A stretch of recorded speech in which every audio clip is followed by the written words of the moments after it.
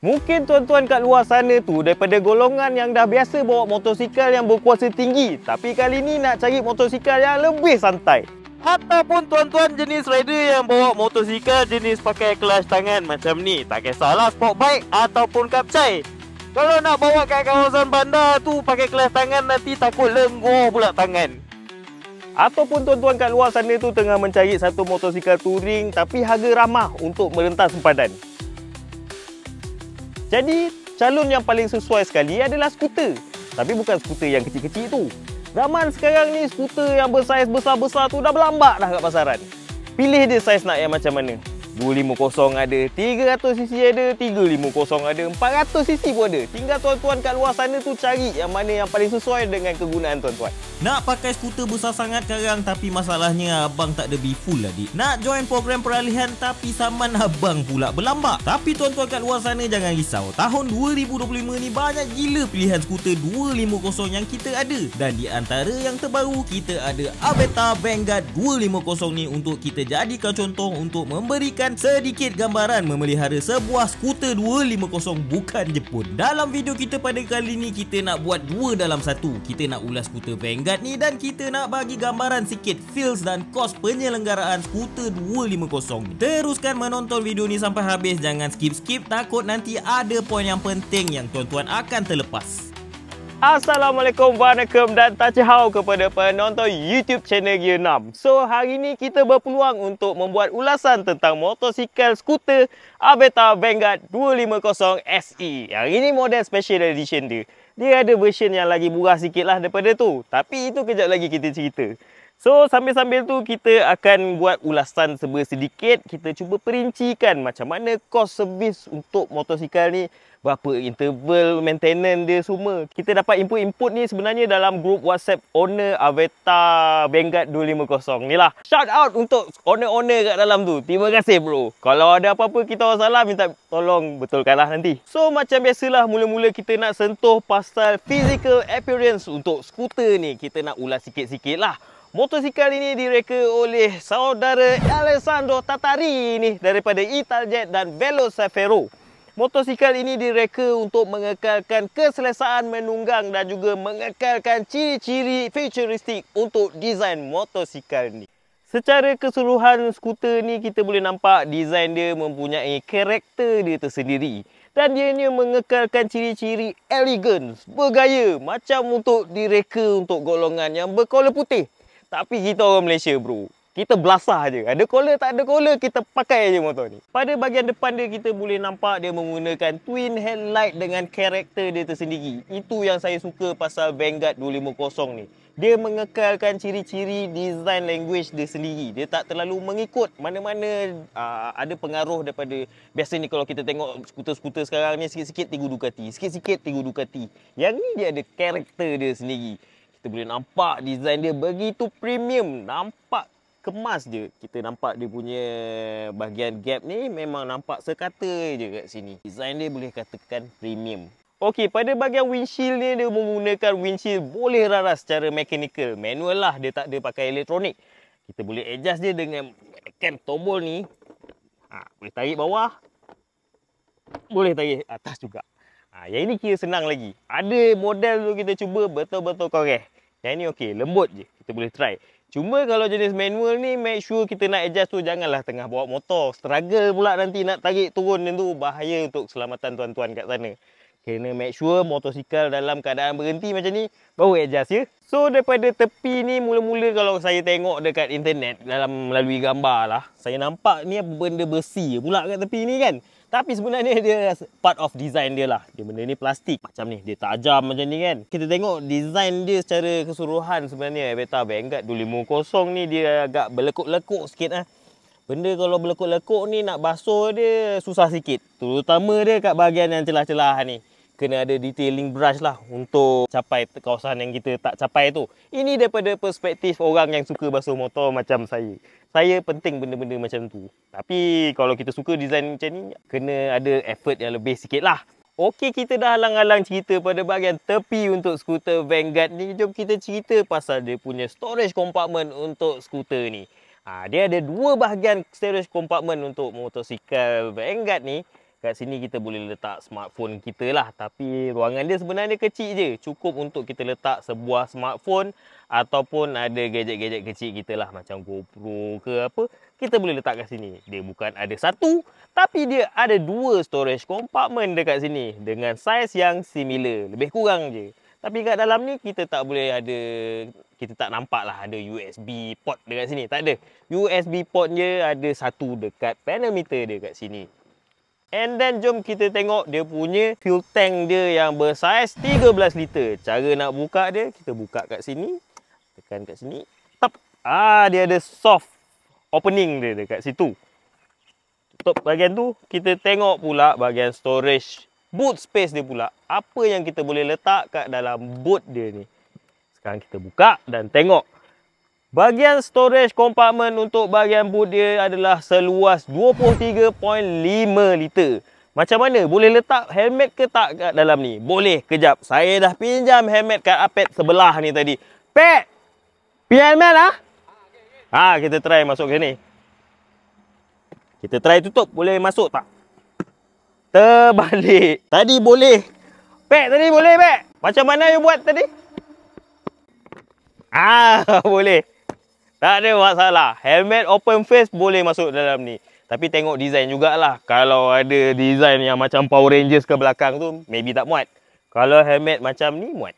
InsyaAllah muat. Okey, tadi kita dah ulas untuk design bahagian depan dia, bahagian tepi storage compartment dia. Sekarang kita ulas pada bahagian tail light dia pula. Pada bahagian belakang dia, pada hemat saya, dia punya design lampu belakang ni macam kereta muscle car moden pula.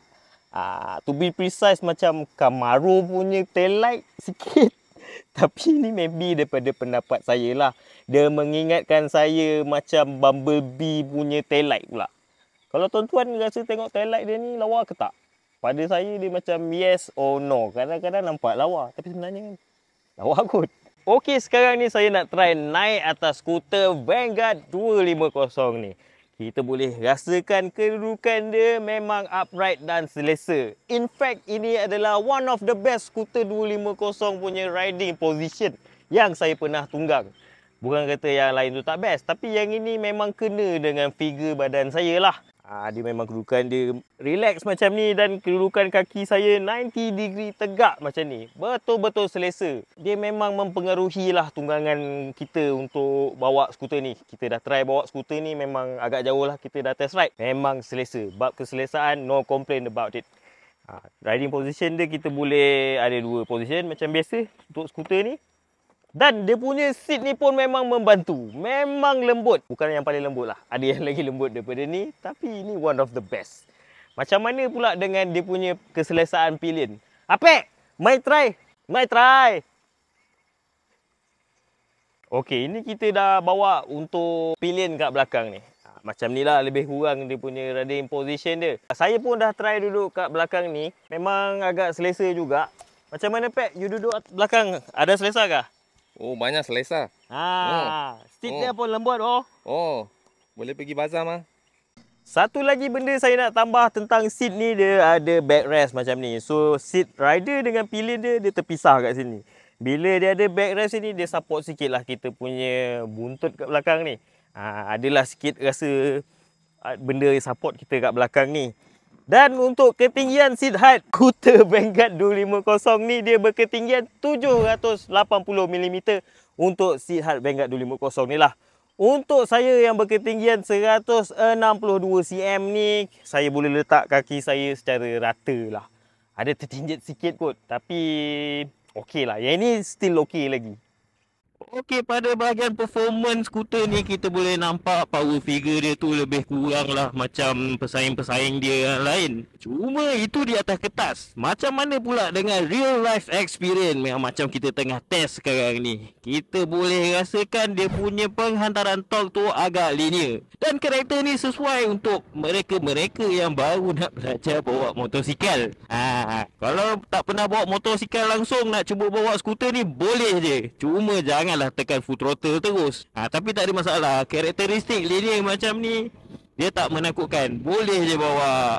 Cuma itu pada bahagian atas kertas. Dan pada bahagian ride quality untuk motosikal Vanguard 250 ni, kita boleh merasakan ianya berada di dalam keadaan yang sangat memuaskan hati dengan prestasi tayar Timson dia ni yang betul-betul menggigit, dengan talaan suspension dia yang begitu lembut, tapi ada gak rasa untuk sport punya tune jugalah. Rasa betul-betul nimble lah, tak rasa macam berat skuter ni 170 lebih kilo.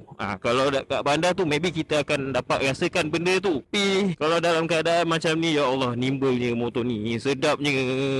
Saya betul-betul selesa. Macam saya cakap tadi lah, maybe badan saya cukup sesuai dengan skuter ni. Memang terasa confident untuk membawa skuter ni. Untuk bahagian braking dia pula, kita boleh merasakan memang apa yang tertulis dekat spek dia tu, itu yang kita dapat rasakan. Memang kemas dia punya braking tu. Tapi bukanlah yang terbaik, tapi definitely one of the best lah kalau kita nak comparekan dengan skuter-skuter yang saya pernah cuba sebelum ni. Kalau tuan-tuan dah biasa tengok channel YouTube Gear 6, tuan-tuan dah tahu dah apa skuter-skuter yang kami pernah bawa. Sekarang ni tibalah masanya untuk kita ulas dari sudut yang kita nak highlight, cost maintenance dia. Bukankah skuter ni biasanya maintenance dia tinggi? Sebenarnya lebih kurang je dengan motor yang lain, tuan-tuan. Untuk servis minyak enjin biasa, Vanguard ni lebih rendah dari sesetengah motor 250cc yang lain. Engine oil capacity dia dalam 1.3 liter. Kalau kita cari minyak hitam yang sebotol dia ngam-ngam 1.3 liter, harga dia dalam RM50 ataupun lebih. Oil filter dia pula dalam RM30 lebih. So total cost dia bawah RM100 untuk regular service dia. Untuk bahagian transmission oil ataupun gear oil dia, tu pun cuma perlu tukar setiap 12,000